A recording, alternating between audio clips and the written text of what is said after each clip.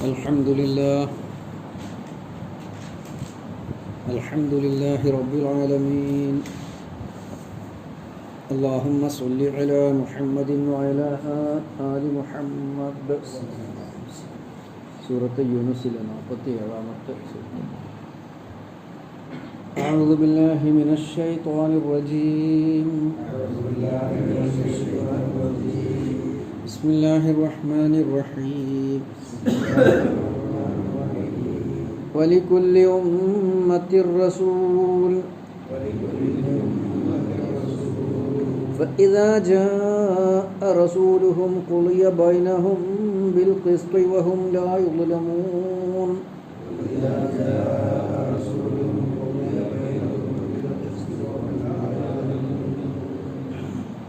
വലിക്കുല്ലി ഉമ്മത്തിൻ, എല്ലാ സമുദായത്തിനുമുണ്ട് റസൂലും, ഒരു ദൂതൻ. ഫഇദാ ജാഅ റസൂലുഹും, എന്നിട്ട് അവരിലേക്ക് അവരുടെ ദൂതൻ വന്നാൽ, ഖുളിയ ബൈനഹും, അവർക്കിടയിൽ തീരുമാനമാക്കപ്പെട്ടു, വിധി തീരുമാനിക്കപ്പെട്ടു, ബിൽ ഖിസ്തി, നീതിപൂർണമായ, നീതിയോടെയുള്ള, വഹും അവർ ലാ യുദ്ലമൂൻ, അവർ ആക്രമിക്കപ്പെടുകയില്ല, അന്യായം ചെയ്യപ്പെടുകയില്ല, അവരോടൊരു അന്യായം ഉണ്ടാവില്ല. ഒന്നുകൂടി അർത്ഥം പറയാം. വലിക്കുല്ലി ഉമ്മത്തി റസൂലും, ഓരോ സമുദായത്തിനും ഓരോ ദൂതന്മാരുണ്ടാകും.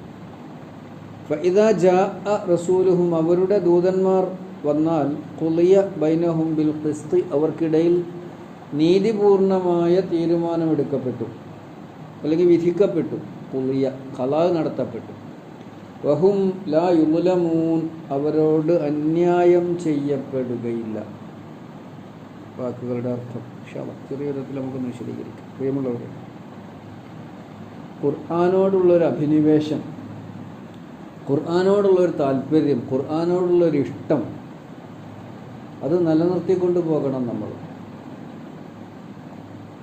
പൂർവികരായ പല മഹാന്മാരും ദീർഘമായ വർഷങ്ങളിൽ ഖുർആൻ പഠിക്കുകയും പഠിപ്പിക്കുകയും ചെയ്യാനുള്ള ശ്രമം നടത്തിയവരാണ്. സാബിത്തുൽ ബന്നാനി റഹ്മത്തുള്ളാഹി അലൈഹി, താബിഈയായ മഹാപണ്ഡിതൻ, അദ്ദേഹം പറയാണ്, ഖുർആൻ പഠിക്കാൻ വേണ്ടി 20 വർഷം ഞാൻ ചെലവഴിച്ചു. നിരന്തരമായി 20 വർഷം. നമ്മളെ മാതിരി 10 മിനിറ്റ് അല്ല, അല്ലെങ്കിൽ ഒരു ദിവസത്തിൽ 5 മിനിറ്റ് അല്ല, അല്ലെങ്കിൽ 20 മിനിറ്റ് അല്ല. 20 വർഷം നിരന്തരമായി ഞാൻ ഖുർആൻ പഠിക്കാൻ വേണ്ടി അധ്വാനിച്ചു എന്ന് അദ്ദേഹം പറഞ്ഞു. കാബത്തുൽ ഖുർആന, കാബത എന്ന പ്രയാസങ്ങളും ത്യാഗങ്ങളും ഒക്കെ സഹിക്കുക. കാബത്തുൽ ഖുർആന 20 സന, 20 വർഷം. സുമ്മ തനഅൻതു ബിഹി 20 സന, പിന്നെ ഒരു 20 വർഷം ഞാൻ അതിനെ ആസ്വദിച്ച് അങ്ങോട്ട് കഴിയാണ്. അതൊരനുഭൂതിയായി, അതിനൊരു ആസ്വാദ്യതയായി, അതിനൊരു സന്തോഷമായി, അതിനൊരു നിഅമത്തായി എടുത്ത് പിന്നെയുള്ള 20 കൊല്ലം എന്ന് അദ്ദേഹം പറയും. എന്താ അതിൻ്റെ മഴ നമുക്ക് ഞാൻ വിശദീകരിക്കണ്ടല്ലോ. അബ്ദുല്ലാഹ് ഇബ്നു ജിലാക്ക്, ഞാൻ മുമ്പ് പറഞ്ഞിട്ടുണ്ടാകും ചിലപ്പോൾ, റഹ്മത്തുള്ളാഹി അലൈഹി, അദ്ദേഹം സൂഫി പണ്ഡിതനാണ്.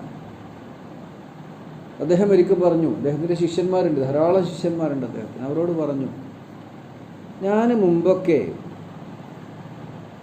ഒരു ദിവസം ചിലപ്പോൾ 2 വട്ടമൊക്കെ ഖുർആൻ ഖത്തം തീർക്കും. ഒരു ദിവസം 2 വട്ടം, അങ്ങനെ 14 കൊല്ലം. അപ്പോൾ ആ ഓത്തിൻ്റെ സ്പീഡും വേഗതയൊക്കെ ഒന്ന് ആലോചിച്ച് നോക്കി. ഇപ്പോൾ ഒരു 14 കൊല്ലമായിട്ട് ഞാൻ ഖുർആൻ ഒരാവർത്തി ഓതി തീർക്കാൻ ശ്രമിക്കുന്നു, പക്ഷെ സാധിച്ചിട്ടില്ല. 14 കൊല്ലമായി ഖുർആൻ ഒരാവർത്തി ആദ്യം മുതൽക്ക് അവസാനം വരെ ഓതി തീർക്കാൻ ശ്രമിക്കുകയാണ്. 14 കൊല്ലമായിട്ട് കഴിഞ്ഞിട്ടില്ല. അപ്പം ശിഷ്യന്മാർ ചോദിച്ചു, അതെന്താ അങ്ങനെ? ഒരു വട്ടം 2 പ്രാവശ്യം ഓതി തീർത്തിരുന്ന നിങ്ങൾ 14 കൊല്ലമായിട്ട് ഖുർആൻ ഒരാവർത്തി ഓതി കഴിഞ്ഞിട്ടില്ല എന്ന് പറഞ്ഞപ്പോൾ അദ്ദേഹം പറഞ്ഞു, ഞാൻ മുമ്പൊന്നും അതിന് ചിന്തിച്ച് ഓതൂലായിരുന്നു. ഇന്നത്തെ മാതിരി ചിന്തിച്ചും പഠിച്ചും അതിൻ്റെ പിന്നാലെ പോയും ഒന്നും അല്ല ഞാൻ ഓതിയിരുന്നത്. ഞാനോട് ഓതും. അപ്പം അങ്ങനെയല്ല. ഇപ്പം ഞാൻ ഓരോ ആയത്തും ചിന്തിച്ച് അതിൽ നിന്ന് മനസ്സിലാക്കേണ്ട കാര്യങ്ങൾ മനസ്സിലാക്കി, പഠിക്കേണ്ട കാര്യങ്ങൾ പഠിച്ച്, പ്രാർത്ഥിക്കേണ്ട കാര്യങ്ങൾ പ്രാർത്ഥിച്ച്, അങ്ങനെ വളരെ സാവകാശം സമയമെടുത്തുകൊണ്ട് ഓരോ സൂക്തങ്ങളും പഠിച്ച് കൊണ്ടുപോകും. 14 കൊല്ലമായിട്ട്. നമുക്കിപ്പോൾ ഒരു 15 മിനിറ്റ് ഇതിന് ചിലവഴിക്കുക എന്ന് പറയുമ്പോൾ വലിയ മടുപ്പാണ്, മുഷിപ്പാണ്, നമുക്ക് കോട്ടാവിയാണ്, നമുക്ക് ഉറക്കം തൂങ്ങലാണ്. ശരിയാണ്. പക്ഷേ പ്രിയമുള്ളവരെ, അതൊക്കെ ഏതുവരെ ഉണ്ടാവും? നമുക്കിപ്പോൾ സമയമല്ല, തീരെ സമയമല്ല. എന്തെല്ലാം അർജൻറ്റുകളാണ് നമുക്ക്. സമയമൊക്കെ നമുക്ക് ഉണ്ടാകും നമ്മുടെ ആരോഗ്യം നശിക്കുമ്പോൾ. പിന്നെ നമുക്ക് അർജൻറ്റില്ല, പിന്നെ നമ്മൾ വീട്ടിലൊതുങ്ങും. ഇത്ര ആൾക്കാർ നമ്മൾ ഉദാഹരണങ്ങൾ സജീവമായി ഓരോ കാര്യങ്ങളിലും ഇടപെട്ടിരുന്ന ആൾക്കാർ വീട്ടിലൊതുങ്ങിയിട്ടുണ്ട്. അത് നമ്മുടെ ബന്ധങ്ങളിലുണ്ട്, നമ്മുടെ കുടുംബങ്ങളിലുണ്ട്, നമ്മുടെ സുഹൃത്തുക്കളിലുണ്ട്, നമ്മുടെ സഹപ്രവർത്തകരിലുണ്ട്, നമ്മുടെ നാട്ടുകാരിലുണ്ട്, നമ്മുടെ പരിചയക്കാരിലുണ്ട്. അപ്പോൾ അതുകൊണ്ട് നമുക്ക് ആരോഗ്യമുള്ള സമയം അള്ളാഹുവിൻ്റെ കലാമിനെ പഠിക്കാൻ, പഠിപ്പിക്കാൻ, പ്രചരിപ്പിക്കാൻ, അതനുസരിച്ച് ജീവിക്കാൻ പരമാവധി ശ്രമിക്കുക. അപ്പോൾ എനിക്ക് പഠിപ്പിക്കാൻ കഴിയില്ലല്ലോ. പഠിപ്പിക്കുന്ന സദസ്സിൽ വന്നിരുന്ന സദസ്സിനെ മോടി കൂട്ടാൻ നമുക്ക് കഴിയില്ലേ? ഞാൻ പോയാൽ അവനും വന്നേക്കും, ഞാൻ വിളിച്ചാൽ അവൻ വരും, ഞാൻ ഇരുന്നാൽ അവനും ഇരിക്കും എന്ന് തീരുമാനിച്ച് നമുക്ക് സഭയിലിരിക്കാലോ. ആ സഭയ്ക്കൊരു ധന്യതയാണല്ലോ. നമ്മൾ കണ്ടിട്ടില്ല, സ്റ്റേജിലൊക്കെ കുറച്ച് ആൾക്കാർ കൂടുതലുണ്ടായ ആ സ്റ്റേജിനൊരു ഗൗരവമുണ്ട്. നേരെ വെച്ച് ഒരാളോ രണ്ടാളോ സ്റ്റേജിൽ ഇരുന്ന് അതിനൊരു ഗൗരവമില്ലല്ലോ. അതുകൊണ്ടല്ലേ മതസംഘടനകളും രാഷ്ട്രീയ പാർട്ടികളൊക്കെ സ്റ്റേജിൽ നിറച്ച ആളുകളിരുത്തും. ഒരു കസാല ഒഴിഞ്ഞെടുക്കാൻ സമ്മതിക്കൂല. പിന്നെ മതസംഘടനകൾക്കാണ് അതിൽ വീഴ്ച പറ്റുന്നത്. രാഷ്ട്രീയ പാർട്ടികൾ ഒരു കസാലയും സ്റ്റേജിൽ ഒഴിഞ്ഞെടുക്കാൻ സമ്മതിക്കും. ഒരാൾ പ്രസംഗിക്കാൻ നീച്ചാൽ ആ കസാലയിൽ ബാക്കുന്നെങ്കിലും ഒരാൾ വന്ന് മുന്നിലേക്ക്. അതെന്തിനാ? ആ സദസ്സിൻ്റെ പ്രൗഢി നിലനിർത്താനാണ്. അതറിയാത്ത ആൾക്കാർ ഇപ്പോഴും ഉണ്ട്. എന്തിനാണതെന്ന് എന്നോട് രാഷ്ട്രീയ പ്രവർത്തകൻ തന്നെയാണ് പറഞ്ഞത്. അതാണ് അതിൻ്റെ രീതി. അല്ലെങ്കിൽ ആ സദസ്സിൽ ഇവിടുത്തെ കസേരയിൽ ഒഴിഞ്ഞെടുക്കുക, അപ്പുറത്ത് വേറൊന്ന് ഒഴിഞ്ഞെടുക്കുക, അപ്പുറത്ത് ഒഴിഞ്ഞെടുക്കുക. അപ്പോൾ നമ്മളും വിചാരിക്കും ഇവലൊക്കെ തന്നെ ഇതിൽ ഇത്ര ഗൗരവത്തിൽ എടുത്തിട്ടുള്ളൂ. അപ്പോൾ നമ്മൾ പ്രിയമുള്ളവരെ, ഖുർആൻ്റെ ഗൗരവം അറിയുന്ന ആളുകൾ ഖുർആനെ ഗൗരവമായിട്ട് നമ്മുടെ ജീവിത ആദർശമായിട്ട് ഉൾക്കൊണ്ടിട്ടില്ലെങ്കിൽ നമുക്ക് നാളെ അത് പരലോകത്ത് വലിയ നഷ്ടമാകും എന്നാണ് ആമുഖമായി ഞാൻ സൂചിപ്പിക്കുന്നത്. അള്ളാഹു അനുഗ്രഹിക്കുമാറാവട്ടെ. വലിയ കുല്ലി ഉമ്മത്തിൻ, കുല്ല് പറഞ്ഞാൽ നമുക്കറിയില്ല, എല്ലാം, മുഴുവൻ. പറഞ്ഞാൽ എല്ലാ മുഴുവത്തിനുമുണ്ട്. അല്ലെങ്കിൽ ഉമ്മത്തും ചേർത്ത് പറഞ്ഞിരിക്കണം. അപ്പോൾ വലിയ കുല്ലി ഉമ്മത്തിന്, എല്ലാ ഉമ്മത്തിനുമുണ്ട്. അപ്പോൾ എന്താ ഉമ്മത്ത് പറഞ്ഞാൽ? ഉമ്മത്ത് എന്ന് പറഞ്ഞാൽ ഒരു പ്രത്യേക ജീവിത കാഴ്ചപ്പാടുള്ള, ഒരു സവിശേഷമായ ജീവിത കാഴ്ചപ്പാടും അതിനനുസരിച്ചുള്ള ഒരു കർമ്മ രീതിയുമുള്ള വിഭാഗത്തിനാണ് പൊതുവിൽ ഉമ്മത്ത് എന്ന് പറയുക. ജീവിത കാഴ്ചപ്പാട് ഇസ്ലാമിൻ്റെ പരിപ്രേക്ഷ്യമനുസരിച്ച് ഒരു പ്രത്യേകമായ ജീവിത കാഴ്ചപ്പാടും അതനുസരിച്ചൊരു കർമ്മ രീതിയും അത് ഇസ്ലാമിനുള്ളതാണ്. പൂർണ്ണമായ തോതിൽ ഇസ്ലാമിനും മുസ്ലിമീങ്ങൾക്കും ഉള്ളതാണ്. പൊതുവിൽ അവരാണ് ഉമ്മത്ത്. അതിന് നമുക്ക് ആദർശ സമൂഹം എന്ന് പറയാം. പിന്നെ അതിനർത്ഥം, പിന്നെ കൗമ് എന്ന വേറൊരു വിഭാഗമുണ്ട്. ഉമ്മത്ത്, കൗമ് രണ്ടും ഉണ്ടല്ലോ. ഇതൊക്കെ ഖുർആൻ പ്രയോഗിച്ചത്. കൗമ് എന്ന പൊതുസമൂഹം എന്നുമാണ് സാധാരണഗതിയിൽ അതിൻ്റെ വിവക്ഷ.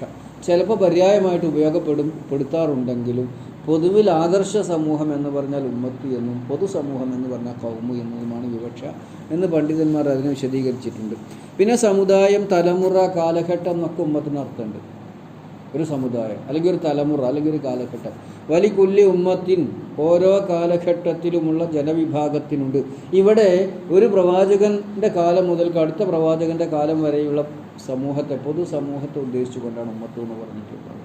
അതിനൊക്കെ ഒരു റസൂലുമാരുണ്ടാകും. റസൂലുമാർ നിയോഗിക്കാതെ അള്ളാഹ് ആരും ശിക്ഷിക്കൂല. വമാ കുന്നാ മുഅദ്ദിബീന ഹത്താ നബ്അസ റസൂല. നമുക്കിപ്പോൾ എവിടെ റസൂല്? നമുക്ക് മുഹമ്മദ് നബിയാണ് നമ്മുടെ റസൂല്. അപ്പോൾ ആ നബിയുടെ സന്ദേശം എത്ര കാലം നിലനിൽക്കുന്നുവോ അത്രയും കാലം, ഇത് അന്ത്യനാൾ വരെ നിലനിർത്തുന്നുള്ള പറഞ്ഞിരിക്കണം. അപ്പോൾ അത്രയും കാലമുള്ള പ്രവാചകൻ മുഹമ്മദ് നബി സല്ലല്ലാഹു അലൈഹി വസല്ലം മുസ്ലിമീങ്ങൾക്ക് മാത്രമല്ല പൊതുസമൂഹത്തിന് എല്ലാവർക്കുമുള്ള പ്രവാചകനാണ്. ഖുർആനും അങ്ങനെ തന്നെ. അപ്പോൾ വലിയ കൊല്ലി ഉമ്മത്തിൽ ഓരോ സമുദായത്തിനും ഉണ്ടാകും, അല്ലെങ്കിൽ ഓരോ തലമുറക്കും ഉണ്ടാകും, ഓരോ ജനവിഭാഗത്തിനും ഉണ്ടാകും റസൂലുൻ, ഒരു ദൈവദൂതൻ. റിസാലത്ത് ലഭിക്കുന്ന ആളാണ് റസൂൽ. റസൂൽ എന്ന നബി ഉണ്ടാവും. നബി വേറെ, റസൂൽ വേറെ. രണ്ട് വ്യത്യാസം ഉണ്ടല്ലോ അല്ലേ? എല്ലാ റസൂലുമാരും നബിമാരായിരിക്കും, എന്നാൽ എല്ലാ നബിമാരും റസൂലുമാരാകൂല. സ്വതന്ത്രമായ വേദവും ശരീഅത്തുമുള്ളവരാണ് റസൂലുമാർ. നബി ഹാറൂൺ നബി അലൈഹിസ്സലാം, അദ്ദേഹം റസൂലായിരുന്നില്ല. മൂസാ നബി അലൈഹിസ്സലാം റസൂലായിരുന്നു. റസൂലുമാരൊക്കെ നബിയാണ്. ഹാറൂൺ നബി അലൈഹിസ്സലാം റസൂലായിട്ടില്ല, അദ്ദേഹം നബിയായിരുന്നു. മൂസാ നബി അലൈഹിസ്സലാമയുടെ സഹായിയും കൂടിയാണ്. മുഖ്യ നബി റസൂൽ മൂസ അലൈഹിസ്സലാമായിരുന്നു. അദ്ദേഹം അനുജനാണെങ്കിൽ പോലും ഹാറൂൻ നബി അദ്ദേഹത്തിൻ്റെ ജ്യേഷ്ഠനാണ്, എന്നാലും മൂസാ നബീൻ്റെ അസിസ്റ്റൻ്റാണ്. അല്ലെങ്കിൽ മൂസാ നബിക്ക് നൽകപ്പെട്ട ശരീഅത്തിനെ തന്നെ പ്രബോധനം ചെയ്യുവാനും മൂസാ നബിയെ സഹായിക്കുവാനുമാണ്.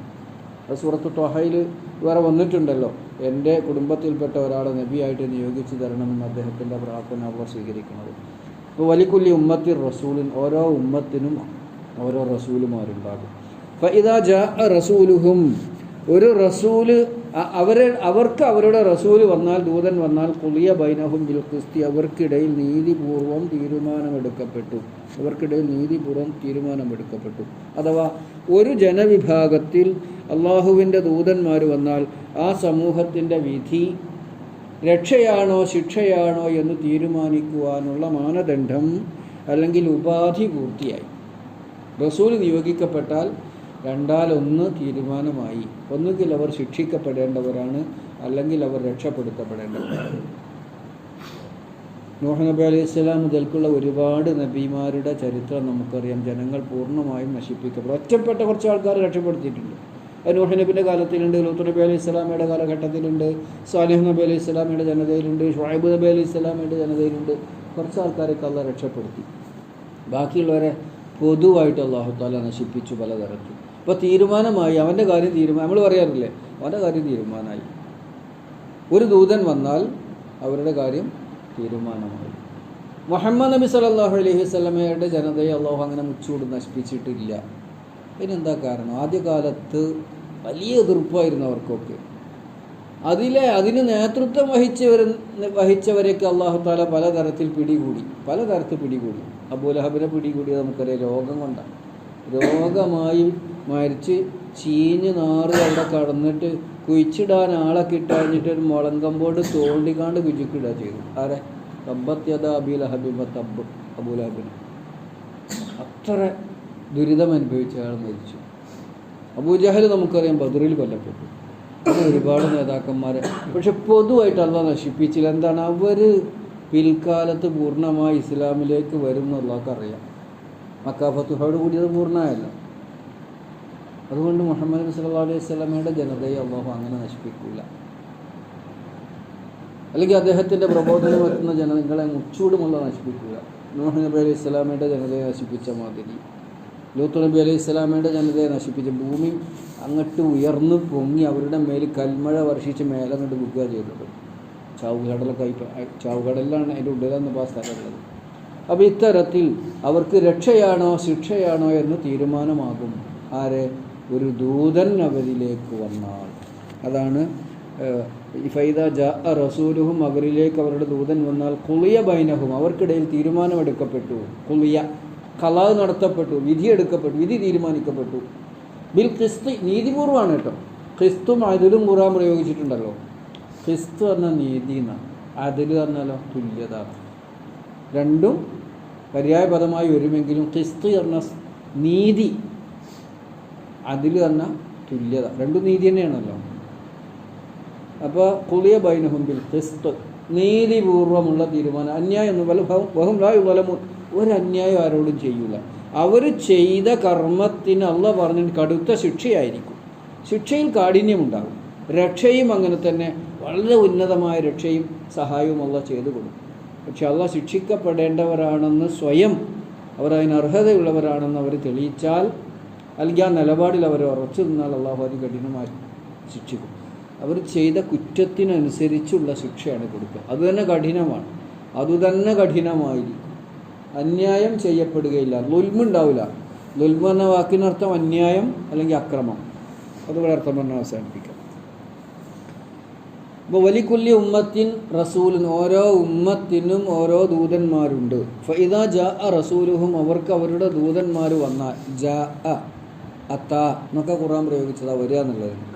ഖുളിയ ബൈനഹും, ദൂതന്മാർ വന്നാൽ അവർക്കിടയിൽ തീരുമാനമെടുക്കപ്പെട്ടു. ഖുളിയ ബൈനഹും, ഖലാ എന്നുള്ളതിനെയാണ് ഖുളിയ, തീരുമാനമെടുക്കപ്പെട്ടു. ബൈനഹും, അവർക്കിടയിൽ, ബിൽ ഖിസ്തി, നീതിയോടുകൂടി. വഹും ലാ യുളമൂൻ, അവരോട് അന്യായം ചെയ്യപ്പെടുകയില്ല, അല്ലെങ്കിൽ അവരോട് അക്രമം ചെയ്യപ്പെടുകയില്ല. അവർ അക്രമം ചെയ്യപ്പെട്ടവരാവുകയില്ല. അക്രമം അന്യായം ഒന്നും ഉണ്ടാവില്ല. അല്ലാഹു തആല നീതിപൂർവമായ തീരുമാനമാണ് എടുക്കുക. അല്ലാഹു സുബ്ഹാനഹു വ തആല പ്രവാചകന്മാരുടെ അധ്യാപനത്തെ കൃത്യമായും വ്യക്തമായും ഭംഗിയായും സ്വീകരിച്ചുകൊണ്ട് ജീവിക്കാൻ നമുക്ക് എല്ലാവർക്കും തൗഫീഖ് നൽകി അനുഗ്രഹിക്കുന്നതാണ്. ربنا ظلمنا أنفسنا وإن لم تغفر لنا وترحمنا لنكونن من الخاسرين. اللهم أرنا الحق حقا وارزقنا اتباعه وأرنا الباطل باطلا وارزقنا اجتنابه. ربنا آتنا في الدنيا حسنة وفي الآخرة حسنة وقنا عذاب النار والحمد لله رب العالمين.